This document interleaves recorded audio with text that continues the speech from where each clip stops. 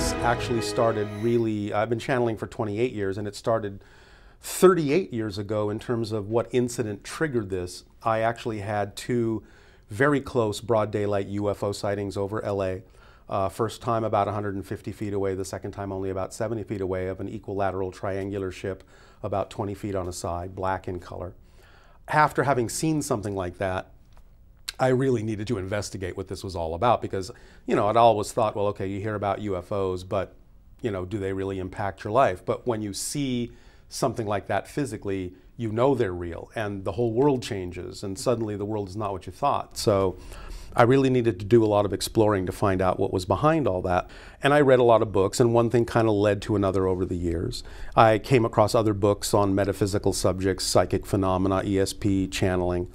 I was actually introduced eventually to a channel who was conducting seminars, and listened to the entity coming through that channel for several months.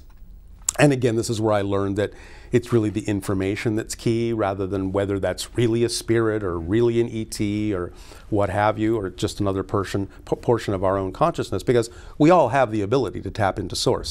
You know, there's nothing special in that sense that the channel has that other people don't. Mm-hmm. But a channel is doing it.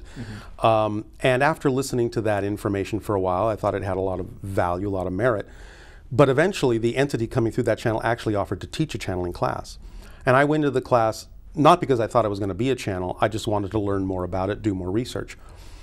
But halfway through the class, which was basically a series of guided meditations to put you in touch with, you know, more of yourself, I received what I can only describe as a telepathic connection from Bashar and his people. In that one instant, a memory came back of having made an agreement before this life to do the channeling with him.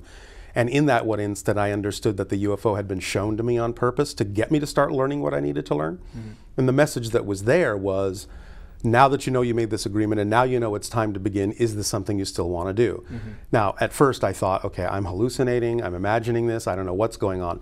But at the very second that happened, the entity coming through the channel who was teaching the class stopped talking and turned to me and said, there's somebody here for you if you're ready to begin. Are you ready? So I instantly got a validation that this wasn't just going on in my head. They were picking up on this too.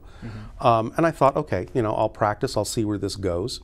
I stayed with that class, and I was offered the opportunity to channel in the next class, got a lot of practice.